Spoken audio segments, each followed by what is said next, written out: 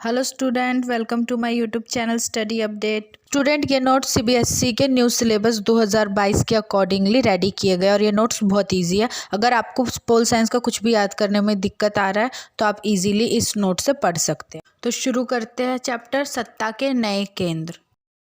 सबसे पहले जानते हैं सत्ता के नए केंद्र क्या है। की परिभाषा बहुत ज़्यादा सिंपल है।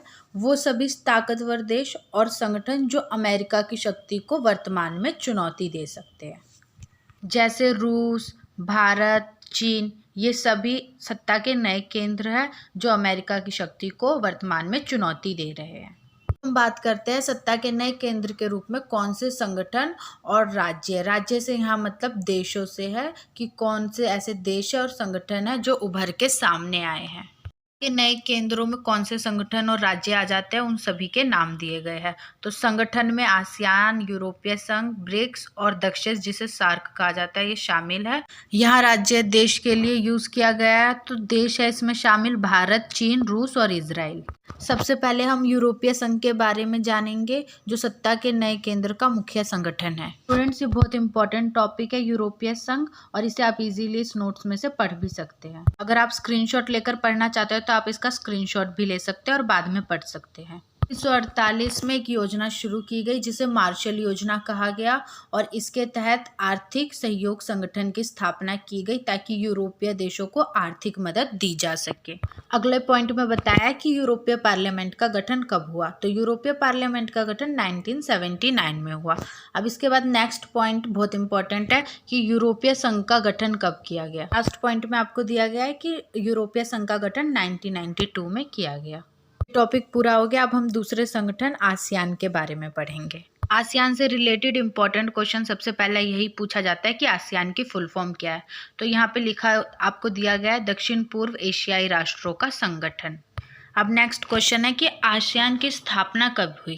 तो आसियान की स्थापना अगस्त 1967 यानी कि 1967 में की गई और किन देशों ने मिलकर किया? 5 देशों ने, Indonesia, Malaysia, Philippines, Thailand, Singapore. ASEAN से रिलेटेड एक क्वेश्चन ये भी पूछा जाता है कि आसियान की स्थापना किस तरह से की गई। तो आसियान की स्थापना बैंकॉक घोषणा पत्र पर हस्ताक्षर करके किया गया। आसियान की स्थापना के वक्त इसमें केवल 5 ही देश थे, लेकिन बाद में इसमें Brunei, Darussalam, Laos, Cambodia, Vietnam और म्यांमार भी शामिल हो गए और वर्तमान में इसकी सदस्य संख्या 10 है। अब आता है सबसे इम्पोर्टेंट क्वेश्चन कि आसियान की स्थापना क्यों की गई है, उसके उद्देश्य क्या है। आसियान का पहला उद्देश्य है कि जो इसके सदस्य देश है उनको आर्थिक सहायता दी जाए ताकि वो विकास कर सके, और इसका दूसरा उद्देश्य है कि उनका सांस्कृतिक और सामाजिक विकास करना, जैसे शिक्षा, स्वास्थ्य, ये सभी चीज़ें जो है उनमें सुधार करना। और इनका तीसरा उद्देश्य है कि यूएनओ के नियमों का पालन करते हुए जो इनकी क्षेत्रीय शांति है उसको बनाए रखा जा सके। अगला टॉपिक है आसियान शैली क्या है। तो इस टॉपिक को हम इजीली समझेंगे। तो आसियान शैली बेसिकली ऐसी एक शैली है जिसके तहत जो इसके सदस्य देश है वो बिना किसी विवाद के अच्छी तरह से मेल मिलाप से हर चीज़ का सल्यूशन निकाले और एक दूसरे के विकास में सहयोग करे। हमारा नेक्स्ट टॉपिक है आसियान समुदाय के प्रमुख स्तंभ कौन से हैं, जिसे मैंने डायग्राम के जरिए आपको आसानी से समझाने की कोशिश की है। इसमें है आसियान सुरक्षा समुदाय, आसियान आर्थिक समुदाय और आसियान सामाजिक सांस्कृतिक समुदाय। समुदाय के कार्य देखते हैं। आसियान सुरक्षा समुदाय का कार्य है क्षेत्रीय विवादों को सुलझाना। आसियान आर्थिक समुदाय का कार्य है आर्थिक विकास की गति को तेज करना। बात करते हैं सामाजिक सांस्कृतिक समुदाय की, जिसका कार्य है सहयोग और मेल मिलाप से आसियान के सदस्यों के बीच विवादों को सुलझाना। चलिए अब जल्दी से आसियान के महत्व को समझते हैं। तो पहला महत्व क्या है, आसियान की आर्थिक शक्ति जो है वो भारत और चीन के तेज़ आर्थिक विकास के रूप में उभरी है। और दूसरा क्या है, आसियान द्वारा मुक्त व्यापार को बढ़ावा दिया जाता है।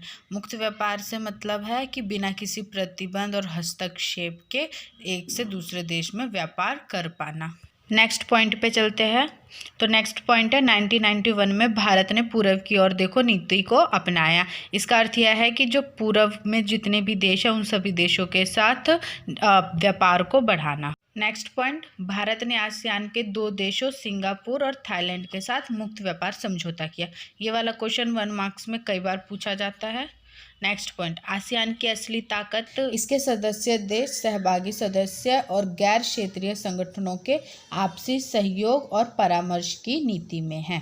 इसका मतलब है कि आसियान की असली ताकत इन सदस्य देशों के बीच में जो सहयोग है और विवादों को सुलझाने के लिए परामर्श का तरीका है, वो इसकी असली ताकत। नेक्स्ट पॉइंट, आसियान एशिया का एक ऐसा संगठन है जो विश्व के सभी देशों को सुरक्षा मामलों पर चर्चा करने के लिए मंच उपलब्ध कराता है। और अब नेक्स्ट पॉइंट है कि आसियान क्षेत्रीय मंच की स्थापना कब हुई। तो आसियान क्षेत्रीय मंच की स्थापना 1994 में सुरक्षा और विदेश नीतियों में तालमेल बैठाने के लिए की गई। ये सारे पॉइंट्स आसियान के इम्पोर्टेंस को दिखाता है। नेक्स्ट पॉइंट में बताया जा रहा है कौन सा सम्मेलन कब हुआ। तो 2018 में सिंगापुर में 33वां आसियान सम्मेलन हुआ, जिसमें प्रधानमंत्री नरेंद्र मोदी भी शामिल हुए। अब नेक्स्ट पॉइंट में बताया जा रहा है कि 17वां आसियान सम्मेलन भारत के साथ कब हुआ। तो 17वां आसियान सम्मेलन भारत के साथ 12 नवंबर 2020 को वर्चुअल आयोजित किया गया। स्टूडेंट, हमारा नेक्स्ट टॉपिक है ब्रिक्स। तो अभी हम ब्रिक्स की फुल फॉर्म पढ़ेंगे और इसको डिटेल में हम नेक्स्ट पार्ट में पढ़ेंगे, तो आप इसके लिए इसका पार्ट 2 भी ज़रूर देखें। तो अभी हम ब्रिक्स की फुल फॉर्म पढ़ते हैं। देखिए, ब्रिक्स में बी का मतलब है ब्राज़ील, आर से रूस, आई से इंडिया, सी से चीन और एस से साउथ अफ्रीका। तो ये सभी ब्रिक्स के 5 सदस्यीय देश है। इसी तरह के इजी नोट्स के लिए इसका नेक्स्ट पार्ट 2 देखना मत भूलना। स्टूडेंट, अगर आपको इजी नोट्स चाहिए तो हमारे चैनल को सब्सक्राइब कर लीजिए।